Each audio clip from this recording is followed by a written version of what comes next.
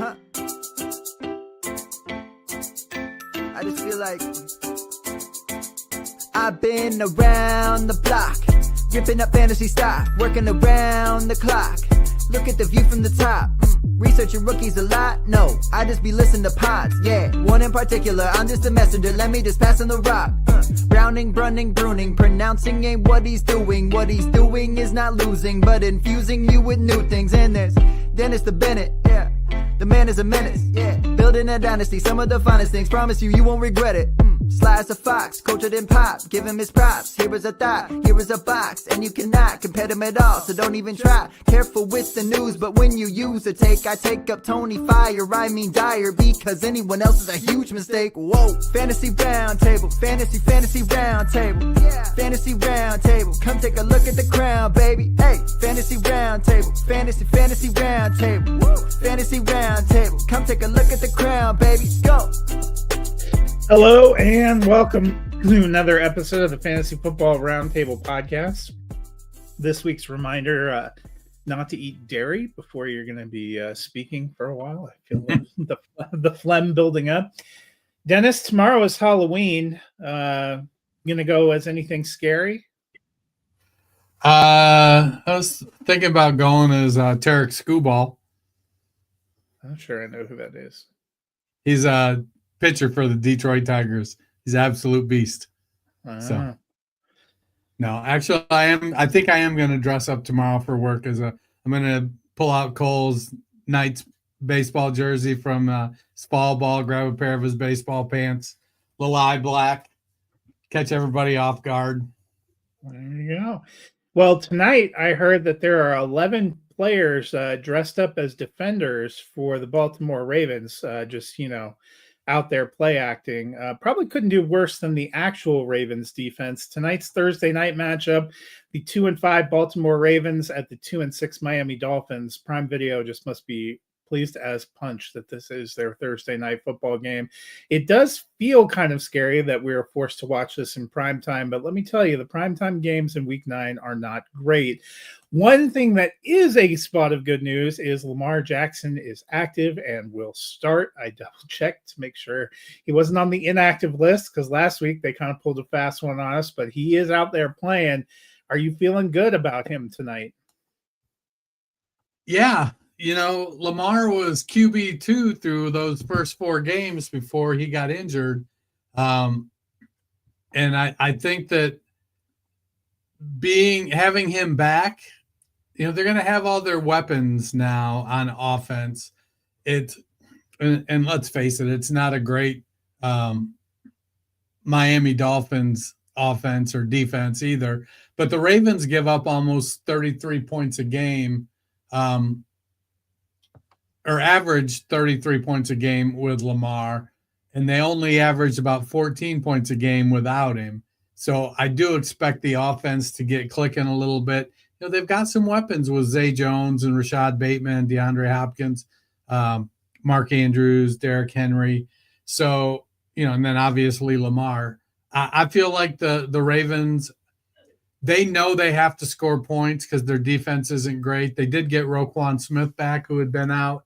But they've lost a couple, got other guys on defense. So, the defensive backs haven't been great. They can be had a little bit. So I think Miami will be able to score some points on them, but I just don't think they'll be able to necessarily keep up. But yeah, getting Lamar Jackson back is a win for everybody that rosters him. Meanwhile, for the Dolphins, Ollie Gordon had a pretty good week last week. Jalen Wright is inactive again. Do you think that they will continue to try to get Gordon involved? Well, the Ravens give up the 13th most rushing yards and the second most rushing TDs in the NFL. So they can be ran on. They also give up the 4th most fantasy points to running backs. They're susceptible to both the run and the pass. So there is room for both Achane and Ollie Gordon to make hay a little bit. Achane is just so explosive that it's not even funny. And with no Tyreek Hill, they use Achane a lot out wide as a wide receiver. so they'll have a chance to put both Gordon and Achane on the field at the same time. We saw Achane add an explosive play to his repertoire last week, so I don't think that the Dolphins are going to like get run roughshod over. I expect, it'll be a fairly comfortable win, but the Dolphins. Yeah, I'm taking the Ravens. So am I. I did forget to mention there are not as many teams on a bye this week, but there are still 4 teams on a bye. I remember that the Eagles were one of them. I'm not looking at the full schedule, but so there are 12 games on Sunday. No international series games. They pick up the international series next week in Germany, and we will have Germany and Spain in back-to-back weeks. But one more week without. Also, a good thing to remember, time change is this week for those of you that aren't in Arizona, which means extra hour of sleep, but games will be a little bit delayed. The first of those early window games, Chicago Bears 4-3 at the 3-5 Cincinnati Bengals. Dennis, Romo Odunze started out pretty hot, and we had high hopes for DJ Moore, but the last few weeks, neither of them has been great.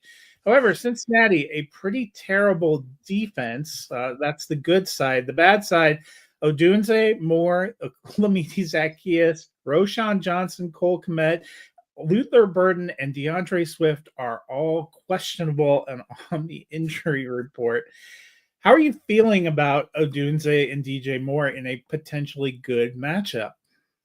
Well, if you're going to have a whole bunch of guys on the injury report going into a game banged up where you want to try to conserve, get some people healthy, the Cincinnati defense is a good one to go against. The Bengals, they're kind of middle of the pack in fantasy points to wide receivers, but they only get the third fewest sacks in the NFL. They just, even with Hendrickson and getting, his nice little boost to his contract, he's been banged up. The defense is bad. They can't get to the quarterback. They can't stop the run. They'd probably be worse versus the pass if they weren't so bad against the run. But they can be run on. So even if Swift misses the game or plays half of his regular amount of snaps, Kyle Monangai is gonna he's gonna be a darling this week. Probably either way, because even if Swift plays, Monangai's still going to get plenty of opportunity. And against this terrible defense, he should look great. And now everybody will be like, oh, why didn't we go get that guy or whatnot? So, no, the Bears give up the 6th most rushing yards. Oh, I'm moved on already. Never mind. Yeah, Swift not practicing currently with a groin injury. Need to watch that. Luther Burden with a concussion also not practicing. We have seen that concussions this year seem to be at least one game missed, so I would not be surprised to see him inactive. For the Bengals, Joe Flacco's been banged up with a shoulder, but is back practicing, which seems like a good sign. One of the beneficiaries of him being back there has been Chase Brown, who seems to have found more running room and has been a lot more viable for fantasy the past few weeks. Do you think that'll continue Sunday? Yeah, I think if Flacco's back, I would expect it to. He has more rushing yards in the last 3 games than he had in the first 5 games. So he's starting to pick it up. He's involved in the passing game. The Bears give up the 6th most rushing yards and the 10th most fantasy points to running backs. I hope nobody is looking at what Samaje Perine did last week and thinking, oh, I got to get this guy in my flex. I think that was totally fluky. I do think that Chase Brown, Higgins, Jamar Chase, those are the guys you want to be playing from this offense. I am taking the Bears. So am I. I think we got a lot of the same picks this week. Well, it's not a great schedule. Big matchup in the NFC North, the 3-4 Vikings at the 5-2 Lions coming off of a bye week. Just does not seem fair, does it? JJ McCarthy is back healthy. Was he ever really hurt? Was he? We have seen him play one good quarter in 8. How are you feeling about him on the road coming back after a long layoff against a rested Detroit Lions team? I got to be honest, if you were to ask my wife, she'd say that's about my hit rate as well. You know, McCarthy, and I work really hard to take my I hate Michigan bias out of it because of my Buckeye allegiance. But Jim Harbaugh hit him a lot of times in college. And, you know, I know he was a first round pick, and Kevin O'Connell's the quarterback whisperer. You know, he's going to be focused on getting the ball to Justin Jefferson. It's going to be a low passing volume offense if McCarthy is in there. He's even with 4 teams out, I don't think he's one of the top quarterbacks to play this week. I'd still be sitting him if I had virtually any other option. Well, and the 4 teams out, Cleveland, the New York Jets, you probably weren't considering their quarterbacks that highly anyway. Eagles and Tampa Bay Buccaneers. So you're missing Baker and Jalen Hurts, but there's still 28 quarterbacks out there, and JJ McCarthy would not be a top 24 option for me either. For the Lions, you know, we mentioned their offense has been going along pretty good, but we've seen kind of a drop off for David Montgomery in the past few weeks. Coming off of a bye, Minnesota's defense was really good last year, but they have been a little bit suspect this year. How are you feeling about Montgomery this week? Not great, Bob. It isn't that Montgomery's bad. And I'm going to put that out there. It's that Jahmyr Gibbs is just so freaking good that, you know, Montgomery, his game is not one of explosive plays. It's not, he's a grinder. He's always been that. Great, even exceptional vision and lateral movement, you know, but he's not going to turn a 5-yarder into a 75-yarder. He'll turn a 5-yarder into a 15-yarder. He's a good pass catcher, good in pass protection, but right now it's hard to start him. And I think that, you know, he's a low-end flex because there is some touchdown upside.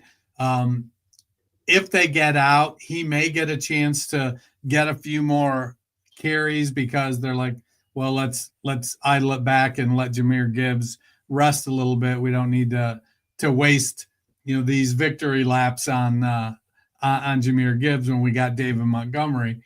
But even that doesn't last very long because they do really like Montgomery and they want to make sure that they have him for every game that, so if it is close and they do need him, so they go to Craig Reynolds a lot. So even if Gibbs, so let's say Gibbs only plays the first half, it isn't like Montgomery's going to get the same volume in the second half. Montgomery will probably play 2 or 3 series in the second half, and then they go to Craig Reynolds for the rest of the way. So he might get more because I like Montgomery. Both Reynolds and Sion Vake are out of practice with injuries. Well, 4 of 7 games, Montgomery has had 8.3 fewer or fewer points. So I just mean Craig Reynolds may not be able to eat into his right. time, so that might be a good sign. I am still taking the They'll Lions. activate Jahmyr Jefferson. Matt will be so happy wherever he is. I'm taking the Lions. So am I. The 4-4 Carolina Panthers at the 5-1-1 Green Bay Packers. Dennis, we're a couple games into this experiment of mixing in Hubbard and Dowdle, and each of them is getting a fair amount of touches, but to me, neither of them has been a great fantasy play unless they end up in the end zone, which happened for Hubbard last week. How are you feeling about them in a matchup that may not be that great? So I like Dowdle better because he's more explosive, and he's shown that in his time here. You know, for me, it feels like Dowdle is the better start. If you're picking one of the two, you're probably going to go with Dowdle, even though they technically are starting Hubbard. I think Dowdle is the guy that gives you the best bang for the buck. You know, I think Hubbard's kind of a low-end flex with some upside, and Dowdle is like a low-end RB2 with some upside. So it's, they're playable, but it isn't real exciting right now. Meanwhile, for the Packers, they kind of got the offense going a little bit when they started mixing in Emmanuel Wilson, who had some decent run, had some time out there. Do you think he could earn more touches for them? I think it depends on Jacobs' calf. He's been dealing with a little bit of a ouchy calf the last couple weeks.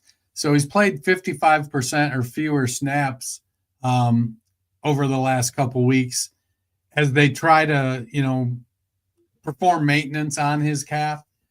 If they get up and they're cruising over the Panthers, we're going to see a healthy dose of Emmanuel Wilson. I like Emmanuel Wilson. I think he's one of those, he's not a superstar. He's one of those guys, I think he's got good size, good ability. And if he was to get good volume, he would produce for you. He's not going to be elite, but he could be, if he got Josh Jacobs volume, whereas Jacobs would be RB 2, 3, 4, 5, I think Wilson could be RB 10, 11, 12, 13 if he was getting that same volume in that offense. Yeah, and your boy Christian Watson, one game in, back on the injury report, limited with a knee injury. I'm still taking the Packers. So am I. Look, if it's daytime and he's not on the IR already, Watson's questionable. Next up, the Los Angeles Chargers 5-3 at the 1-7 Tennessee Titans. Last week, the Chargers had a good game, put up a lot of points, but a 0 for Quentin Johnston. Do you think that's just kind of a one-game thing, or does it raise any concerns for you? Definitely raises concerns. Now, he did play 88.5% of the snaps, or routes, ran 88.5% of the routes. So I don't know that that's the norm, but Trey Harris led the wide receivers in snaps. McConkey got the most targets.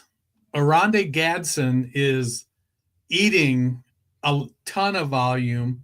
And so it's a situation where the running backs being questionable, Kamani Vidal filling in for Omari and Hampton, not nearly the talent Hampton is, but he's had a couple really nice games. So with it being Vidal, you expect the Chargers are going to throw more. I think it just comes down to there are a lot of mouths to feed there. And we said it last year with San Francisco. Each week, somebody's going to starve. Last week, it was Johnston. I don't think we're going to see the big volume games we saw earlier in the year with the same type of consistency. But I also don't think we're going to see 0 target games either. Yeah, and Ladd McConkey with a calf injury that has him limited, so that might be a good sign if you're putting Johnston in your lineup. Chimere Dike has had a couple of big weeks the last 2 weeks. Are you giving any thought to making him a flex option? Well, I think he's established himself as the wide receiver 2 in that offense right now. Partly because Calvin Ridley's on the shelf. And so it's him and Io Minor fighting for it. Chigo Okonkwo hasn't been any kind of consistent. He's not practicing either. And it's crazy. Gunnar Helm is coming on and kind of starting to earn targets. And we talked about it on Tuesday that, Cam Ward and these young wide receivers in Tennessee is very reminiscent of Jordan Love and all those young wide receivers in Green Bay 3 years ago. Now, granted, Ward isn't off to as good a start as Love was, but I do think there's a ton of potential there. That being said, I think DK is a risky flex option, in part because the Chargers do only give up the 5th most fantasy points to wide receivers. And so there's going to be some somebody's going to lose out. It feels like because Cam Ward hasn't been great, it feels like it's going to be kind of a low volume passing game. And you're going to hope one of them gets in the end zone, whether it's Io Manor or DK. So whichever one you start as your last flex, you're hoping for that touchdown. I am going to take the Chargers. So am I. Next up, the 3-4 Atlanta Falcons at the 6-2 New England Patriots. Dennis Bijan Robinson held in check in week 8, said it was all on him and he was determined to do better going forward. Not a great matchup against a pretty stout Patriots defense, but do you think Bijan Robinson can get it going? Well, let me look at something real quick. I love that he wants to take accountability and say it's all on him, but I'm almost positive it's not his fault. He only had 12 opportunities. So I get it. Now, New England, very good against the run. They give up the second most receptions to running backs, though. So if Bijan is going to get back on track, it's going to be because he gets some targets. They give up the second fewest rush yards and third fewest fantasy points to running backs. So, we expect Mike Vrabel defenses to be tough and to play well. So, Penix is a young quarterback, and I think there's going to be some struggles this week for him going up against Vrabel. You kind of got to take that for what it is. If he even plays. Yeah. And, I got to be honest, that I'm not so sure I want Kirk in there either. Well, and, they really need Bijan because Tyler Algier has a knee injury, is very limited. Kyle Pitts, Drake London have injuries. They haven't been able to practice much. And Michael Penix still not back to a full practice with his own knee injury. So it seems like the only healthy Falcon is Captain Kirk and Bijan Robinson. And of the two, I'm going to put my money on Bijan. So am I. Meanwhile, for the Patriots, Hunter Henry used to be just about the only reliable thing in the passing game for New England. But as Drake May is evolving and shock of all shocks, they've gotten some wide receivers going. Hunter Henry has dropped down in his targets and his production. So how are you feeling about him for fantasy? So Hunter Henry is tight end 8 on the year. And this is where you got to be careful. Because you see that and you're like, all right, well, that means I can play him. Well, he's tight end 27 over the last 4 weeks, which is not playable even in super deep leagues. He hasn't scored more than 7.7 points in any game in the last 4 weeks.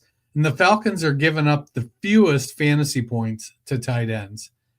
I think if you roster Henry, you got to be looking somewhere else this week. Yeah, they goose-egged George Kittle 2 weeks ago, so definitely a concern. For the Patriots, something to be monitoring. Ramondre Stevenson is still not practicing, which could maybe be wheels up for Travion Henderson, although knowing our love, Jennings UFL is going to get 20 carries. I am taking the Patriots in this one. So am I. The 5-3 San Francisco 49ers at the 2-6 New York Giants. Dennis, George Kittle been back a couple weeks. As I mentioned, kind of had that goose egg that first week back against the Falcons, but got back in the swing of things last week, 14.3 points, tight end 8 on the week. Are you feeling better about him going forward? Yeah, I mean, it almost felt like that second touchdown to the tight end last week was aimed for Kittle, but Tongas caught it. But when you look back a little closer, I don't think Kittle could have caught that. I think the defender would have either intercepted it. So it probably was for Tongas. But, he's probably – I'm very comfortable saying Kittle is top 15 with top 2 upside. In any given week, he could put up 30 points any given week. And – he could, I don't expect he's going to put up a lot of goose eggs, but it's not totally uncommon for him to catch, 3 passes for 35 yards either. Meanwhile, for the Giants, they put Cam Scatterbo on injured reserve, officially ending his season. The details of that injury got a lot grimmer. But going forward, Tyrone Tracy, Devin Singletary, how are you feeling about those guys for fantasy? I really want to like Singletary because of what was it? Was it Hard Knocks he was on or whatnot? You watched, and they were like, "This is our guy to replace Saquon."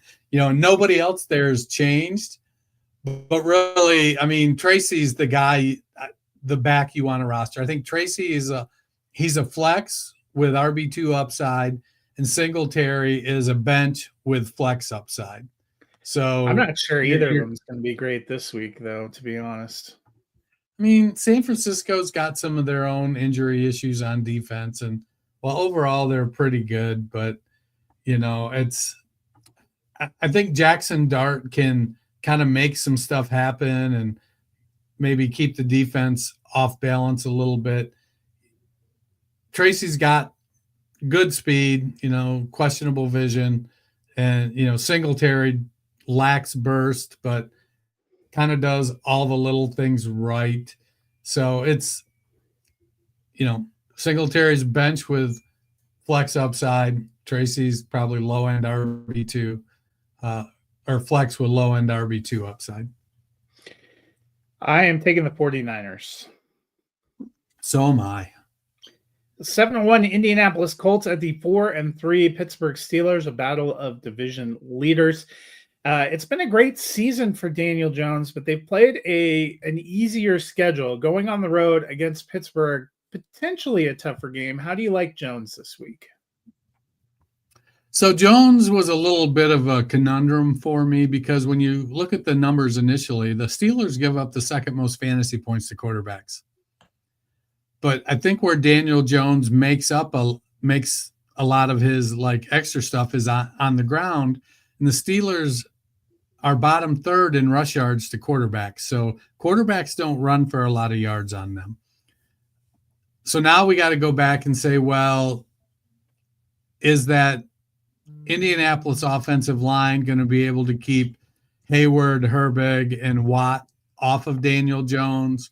And if they do, is he going to be able to not throw the ball to Joey Porter or Jalen Ramsey? Is he going to be able to kind of play clean? I like Jones to be able to produce. They've got a ton of weapons, not least of which is Jonathan F. Taylor. Michael Pittman is, I think, wide receiver 6 on the year.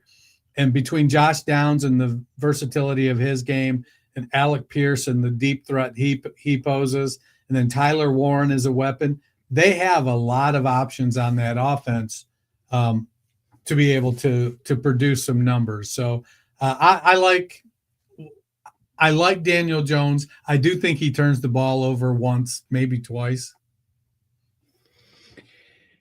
Meanwhile, the Steelers, they've been looking for other options. They got Roman Wilson going a little bit last week. He ended up finishing as wide receiver 10, got into the end zone. Any love for him? I'm still in wait and see mode with Roman Wilson. He came out of college. He had a little bit of ballyhoo about him, and then he had kind of a little bit of an attitude that landed him in hot water and kind of got pushed down, and I think he was on IR, got banged up, and just kind of almost seemed like he was getting blacklisted there in Pittsburgh. But he's slowly worked his way back to health and worked his way back to get opportunities. He's definitely a dynasty stash. My conundrum, though, is he's not that much different than Calvin Austin. These are, I think, between the two of them, they stand a combined 6'5", two little guys. And, Farty Smith is going to play every tight end, just about every snap.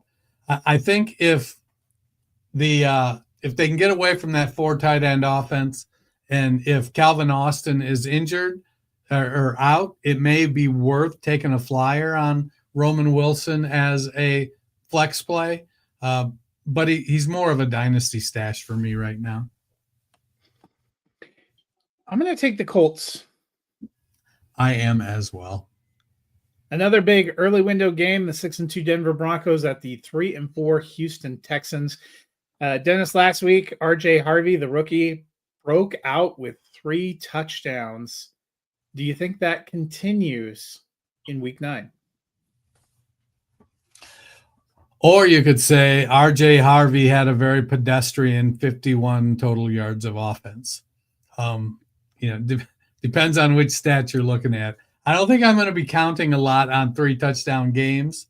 They had a lead, and I think he played maybe a little more snaps than he typically does. He's providing some explosiveness in the run game that J.K. Dobbins doesn't. But Dobbins was, 15 carries for 111 yards. Dobbins had more targets and more receptions than Harvey. Harvey just got 3 touchdowns, and one of them was a 40-yarder. So he tends to play a little more in games where Denver's ahead. But 6 of his games, he's been under 6 of 8 games under 8 fantasy points, and 6 of 8 games under 30% of the snaps. I think that there's definitely potential there. And did they sign Dobbins to a 1-year contract? Yeah, I think so. I will note, just for just to be accurate, RJ Harvey scored the first touchdown for the Broncos and the third touchdown for the Broncos. He actually had most of his touches in the first half when they were building the lead, and that's why he didn't play as much in the second half. So, they like him. I think his role is gonna continue to grow, but they trust J.K. Dobbins to, make the right block, get the tough yards. Dobbins has been, I don't want to say pedestrian, but he's not been explosive. He doesn't have that burst that Harvey has, and that's going to keep Harvey on the field. But Dobbins isn't going anywhere. Meanwhile, you've been pleased to see Woody Marks getting more involved. Had a big week last week. He's on the injury report with that dreaded calf injury. If everybody could just get their calves back in line. But also not facing a great matchup this week. How are you feeling about Marks? I think it's going to be tough sledding for Woody Marks. I don't think Nick Chubb's going to do great either. Denver's giving up the fewest receptions to running backs in the NFL. And that's kind of, where Houston has come out and said that's what they view Marks as mostly, as a receiving back with some rushing upside. Denver's kind of middle of the pack versus the run, but they still give the ball to Nick Chubb, probably more than they should based on reputation and stuff. I think Chubb is good. He was great, one of the best pure running backs in the NFL. I look back and I think what could have been with him if Cleveland would have just given him, 50 targets a season too. Chubb would have been so high end for fantasy. Anyways, not that he wasn't, but I think Woody Marks brings some stuff to the table that Nick Chubb doesn't. It's just I don't think the matchup is going to favor them. C.J. Stroud still will struggle a little bit with pressure. I think Denver will get some pressure on him. Now they're building quite a stable of wide receivers there. Nico Collins is practicing, though I don't think he's back in full yet. Christian Kirk's practicing. I don't think he's full, but it feels like they're going to have all of their receivers this week. Those guys must have shifted to full because they're not on the injury report, but it does look like they will be without Dalton Schultz. Denver going to probably be without Marvin Mims, who's not practicing. So I'll be honest, I tried to find every reason to convince myself to pick the Texans, and I just can't get there. I love C.J. Stroud. He's a Buckeye. I want him to do well. I think he'll play okay, but I also think that this is a game where he's likely to take a few sacks, maybe have a turnover. I think they'll be kind of one-dimensional because they're not going to be able to run the ball, and that's going to play into Denver's hands. So, yeah, I'm taking the Broncos. I'm taking the Broncos too. I would not be surprised if this looks an awful lot like the London game, though, because both these teams have a good defenses. The Texans' defense is very underrated too. So I do not think this is going to be a high-scoring game. The Jacksonville Jaguars 4-3 at the 2-5 Las Vegas Raiders. Ironically, two teams coming off of a bye. A lot of talk about Brian Thomas Jr. potentially being moved. The Jaguars have said they have no intention of doing that and that they love him. How are you feeling about him on the field? Kind of meh. He's wide receiver 32 going into the bye. He's had a week off. Hopefully they've been able to sit around for the last 14 days going, all right, what can we do to make this click? Do they got to cut a cheesy commercial with him and Trevor Lawrence to develop some chemistry? He's got great talent, but he just can't develop any chemistry with Trevor Lawrence. It just is not there, and it's frustrating to no end. So I like the talent. He should be able to be a dominant wide receiver, and it might just come down to the old, well, maybe Trevor's just not that good. But I don't know. There just doesn't seem to be, they didn't swipe right or swipe left, whichever direction was a match on Tinder. They didn't swipe that way.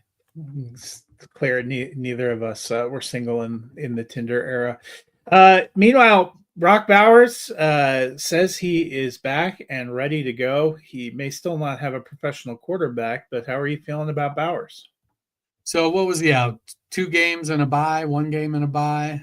I feel like it was 3 games and a bye. Yeah. So he's had some time to, it's one of those things where you love the toughness of these big, strong athletes. But then when they get an injury that they could have made so much better by just sitting out early, but they try to play through it and they don't produce like they should and they aggravate it. And for us fantasy guys, that's super aggravating. I think that if Bowers is playing, coming off a 3 or 4 week break, I'm going to have him in my lineup. I want him in my lineup. I get it. Geno isn't great. Who's their other backup they got? They have Kenny Pickett. They opened the practice window for Aiden O'Connell, which makes me wonder if they're getting closer to saying goodbye to Geno. They're smart, right? They got to be smart enough to go, look, our best receiver is maybe Trey Tucker, maybe Jacoby Myers, but Brock Bowers is a bona fide stud. We need to use Bowers and Genty as much as we can.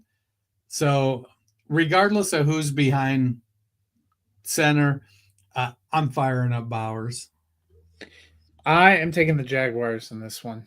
I'm going to go off the reservation here and take the Raiders. We can't pick every game the same. I mean, if they win, maybe Geno saves his job. The 1-7 New Orleans Saints at the 5-2 Los Angeles Rams. Tyler Shough going to make his first start. How are you feeling about him? He's just tall Spencer Rattler. I mean,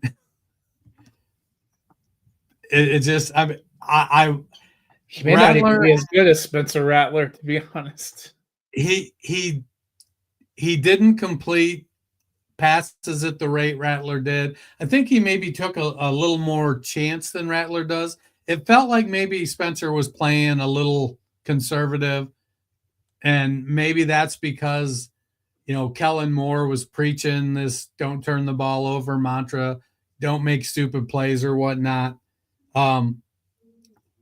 But as much as I would like Spencer Rattler to be the answer there, I don't know that he's going to be, and I don't think Tyler Shough is going to be the answer either. So Kellen Moore is going to want to bring in his own first-round quarterback, whether that's this year or 2027. It's going to happen. They're going to play conservative and spend a year or two wasting Chris Olave and Rashid Shaheed and the the twilight of Alvin Kamara's career. Yeah, because they seem determined not to trade anyone. For the Rams, Puka Nacua was killing it. Wide receiver 1 through the first 5 weeks, got banged up in week 6, took week 7 out, and had the bye. Now he is ready to return. You think he'll just pick up where he left off? Why wouldn't he? I mean, the dude's a beast, and Matthew Stafford's going to target him 15 times. He's going to catch 11 of them for 165 yards. And then Devontae Adams will catch 3 touchdown passes on his 30 yards receiving. And they'll both come out of the game with, 25 fantasy points. I'm taking the Rams. So am I. Probably the marquee matchup of the week, the 5-3 Kansas City Chiefs at the 5-2 Buffalo Bills. Kind of ironic that both these teams are in second place in their division. But Rashee Rice returned 2 weeks ago. Since then, he has been wide receiver 2. Travis Kelce's been tight end 4. But Xavier Worthy, the bloom comes off the rose a little bit. Only tight end 41 since Rashee Rice returned. How are you feeling about him? So, when we thought they were going to have Rice and Worthy and Brown and Kelce, what was our real expectation there? Our expectation was that he was going to be at best the number 2 wide receiver. So he's the number 2 wide receiver now. We know Rashee Rice is their 1. Travis Kelce's going to get his volume. They have a putrid running game, and Pacheco is out. Kareem Hunt has no burst at all. Kareem Hunt makes Nick Chubb look explosive. I mean, let's be for real here. But they've got 3 really good wide receivers in Travis Kelce, and I like Worthy. He's kind of falling into the space where he's going to need to make a big play, and that's kind of his role on the team now with Rice back. Worthy will get an end around. He'll get some deep shots. He's got to convert them if he's going to produce at a high level, because he's not going to get quite the volume he was before Rice came back. Meanwhile, for the Bills, we know we like Josh Allen and James Cook's going to run everywhere, but we figure this might be an up-tempo game. Are you feeling better this week about playing a Khalil Shakir and a Dalton Kincaid? I probably feel better about Kincaid than Shakir, mostly because of positional scarcity. So Kincaid is tight end 8 on the year. Shakir is wide receiver 36 in points per game. That Kincaid number is also points per game. So, they're both playable. You're going to get, Shakir is the number 1 wide receiver on the team. But some weeks they throw the ball 19 times. Especially when James Cook is running for 215 yards. It's just the risk you have to take. Sometimes, Shakir might get 9 or 10 targets and catch 6 or 7 of them for 70 yards, and then Josh Allen has 3 1-yard dives for touchdowns. It's just it's maddening a little bit, but also, the teams are doing what they need to do to win. They have an offense that can put up points in a lot of different ways. But I would take, if I'm picking one of these guys to start from this team for fantasy, I'm going to go with Kincaid because I think he provides the edge at the tight end position versus what Shakir provides at the wide receiver position. I'm going to take the Bills at home. I'm going to take the Chiefs, man. I think Patrick's got a chip on his shoulder. These games are always a toss-up, so I mean that's a hard one. I hate Kansas City. So Sunday Night Football, 5-2 Seattle Seahawks at the 3-5 Washington Commanders. I think having Washington in primetime in back-to-back weeks probably looked really good in July. It doesn't look as good right now. How long do we have to wait for them to flex games? It should be in November that they can start flexing games. They should have flexed that Kansas City Buffalo game. So the thing is, when you can flex, you can't just choose any game. Each network can protect one marquee game, and guaranteed CBS built their doubleheader around Chiefs Bills. They wouldn't have protected that game. So, I mean, they potentially could have flexed like maybe Colts Steelers, which still might be a better game, or Broncos Texans out of this schedule, but there's probably no way they could have flexed Kansas City and Buffalo. But back to this game. Well, reality is a tough pill to swallow. AJ Barner coming on a little bit at tight end, quiet the last week before they went on bye, but averaging more than 9 points per game. Had a pretty strong stretch of games, week 5 to 7. How are you feeling about him as an option? So so when I sit down and start working on the sheet, I'll look at what you wrote, like who you're asking about, and I'll make my first comment just based on gut. And my first gut instinct was, hell yeah, AJ Barner, let's go. He's tight end 18. And I'm like, well, wait a minute, that ain't great. And you go and you look, and he's tied for the team lead in touchdowns, and he's third on the team in targets, but he only has 5 more targets than Elijah Arroyo, their rookie tight end. So now it's like, oh well, he's being propped up. Arroyo's tight end 48, Barner's tight end 18. That's a 30 slot swing based on Barner getting 4 touchdowns and Arroyo getting 0.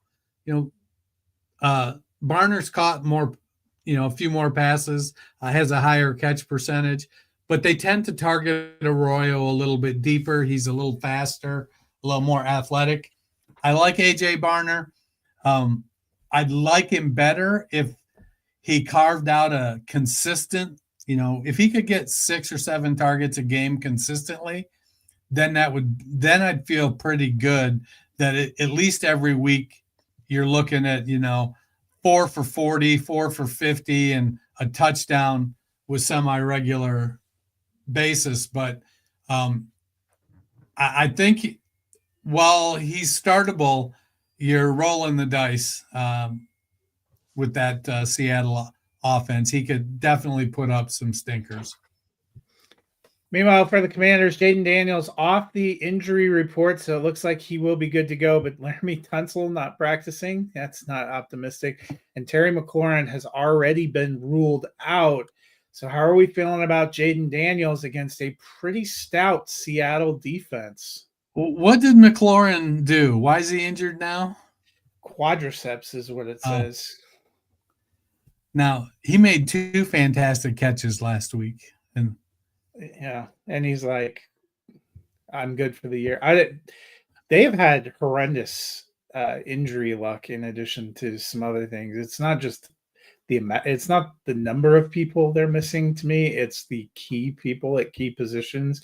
I don't think McLaurin and Jaden Daniels have played a game together since early September. Yeah, it's, if they're going to roll Jaden Daniels out there, then I think they feel pretty good about his hamstring. Even if it's a little tight, maybe he doesn't run as much as he might normally, but he's going to have Debo. He's going to have McCaffrey. He's going to have Zach Ertz. Forget who their other substitute wide receiver. So, they don't have a great running game, but, maybe Bill fires it up and hits a couple. Who knows? I'm happy. Like I said, the team knows more about him than I do. And if they're comfortable starting him, I'm comfortable starting him. It's not like he's JJ McCarthy when he's healthy. Seattle has actually been a better road team than a home team. I'm taking Seattle in this one. So am I. Monday Night Football, another banger of a primetime game. The 2-5 Arizona Cardinals at the 3-4-1 Dallas Cowboys. For the Cardinals, Kyler Murray missed 2 games before they went on a bye in Week 8. He is back in practice in a limited capacity foot injury.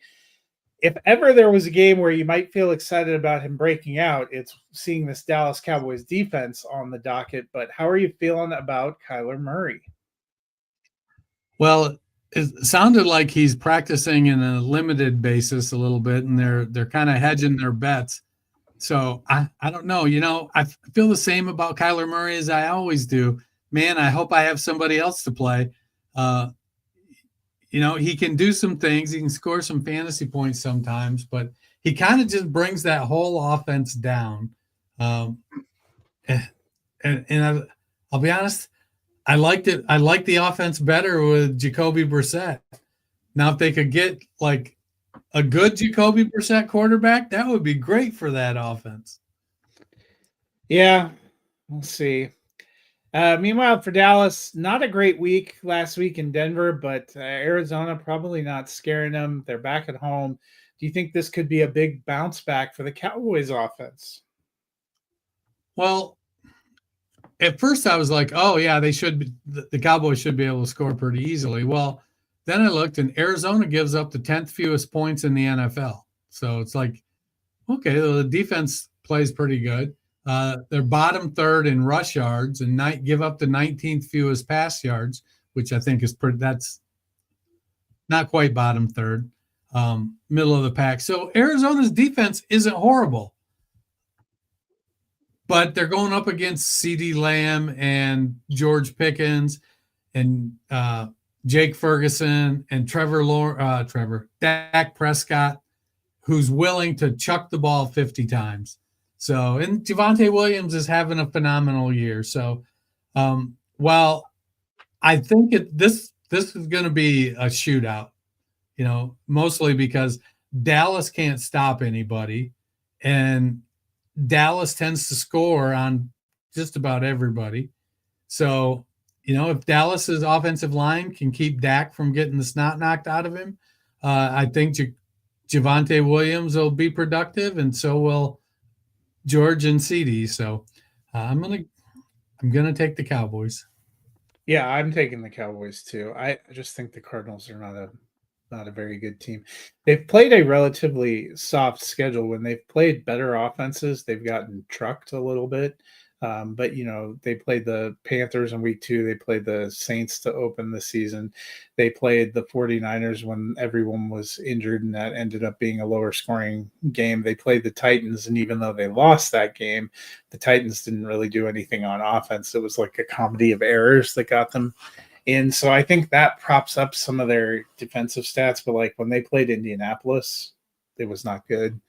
And, Green Bay put up a lot of points, and I think Dallas is probably a better offense. But it does make me nervous because I remember a couple of years ago when Dallas was going great guns and had beaten the shit out of like everyone and went into Arizona, and we thought it was going to be a walkover, and the Cardinals walked over him. I saw something that said like Kyler Murray has like an incredible record against Dallas. Let me see. I'm still picking the Cowboys, but those kind of things made me nervous. As they should. Yeah, Kyler Murray's 2-0 and has a combined 451 passing yards and 4 touchdowns and 1 rushing touchdown in those games. That makes me nervous. So we'll see how it goes. I guess he's career 9-0 at AT&T Stadium because he played a lot of college games there. I'm still picking you, Dallas, but don't let me down, Cowboys. Yeah, don't let me down in a lot of ways because I have several teams where my quarterbacks are Dak or Bo Nix. And last week I put Dak on the bench and put in Nix. But this week I looked at the matchup and I was like, Dak, welcome back to the family. Right. A lot of shares of CeeDee Lamb and Javonte Williams too. So I would like to see that do well. So we shall see. That'll do it for week 9. It is in the books. We'll be back on Tuesday to recap all these games. Hopefully you don't fall asleep during the game tonight. Of all the games that'll be played this season, this is one of them. Dennis, if people are looking for something to fill up their time on tomorrow when they're waiting on trick-or-treaters, what can they do? They can head on over to your favorite podcast platform, hit that search button, type in the Fantasy Football Roundtable podcast. Give us a like, give us a subscribe. It's easy for me to say. Now, Sunday is Day of the Dead, so I can't wait to see which of these teams we left for dead in our picks is going to come back to make us cry. But it's always fun on NFL Sundays. Hope you guys have a wonderful and safe holiday weekend, and we will see you on Tuesday.